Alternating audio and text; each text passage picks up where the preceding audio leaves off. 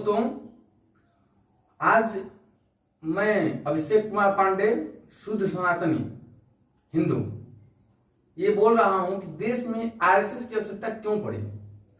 आखिर क्या वजह थी।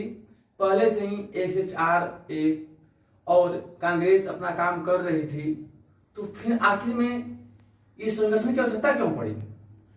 तो पहले देश में गर्म दल और नरम दल दो संस्था थी, दोनों एक साथ मिले काम करते थे।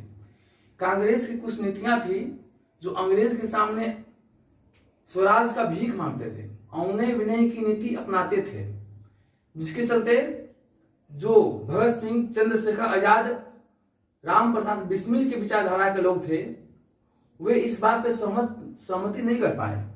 उनके विचारों पे मतभेद हो गया। तो फिर हम लोग का जो आजादी पाने का जो सपना था वो दो भागों में बट गया। एक था जो हिंसा करके आजादी पाएंगे, अंग्रेज को लात मुकर मार के खदेड़ेंगे। एक बोले थे कि अंग्रेज के प्रशासन में हिस्सा लेते हुए, अंग्रेज के पदों पे काम करते हुए आजादी पाएंगे, अंग्रेज के तौर तरीका सीखेंगे कि शासन कैसे कर रहे हैं। तो एक समय ऐसा है कि हम लोग का जो राजनीतिक दल था दो भागों में बट गया, गर्म दल और नरम दल। बाद में 1915 में शायद यही डेट है, कांग्रेस का अधिवेशन हुआ लखनऊ का, जिसमें अध्यक्षता कर रहे थे मजनूदार साहब ने प्रयास किए और फिर गर्म दल नरम दल एक आया, एक छतरी के नीचे आ गया। फिर क्या हुआ, एक लंदन से पढ़ा हुआ आदमी वकालत पढ़ के जो सच में महान था भारत आया।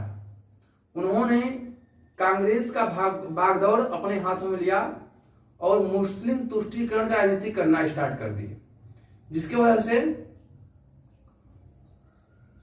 गर्म दल अपना तरीका अपनाया, नरम दल आजादी पाने का अपना तरीका अपनाया।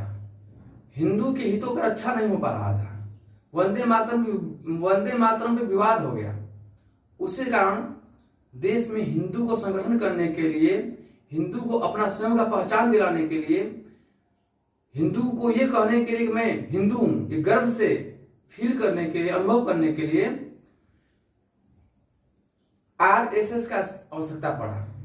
और आरएसएस बना, हिंदू एक हुए, फिर प्रखरता से अपने बात को रखे और देश आजाद हुआ।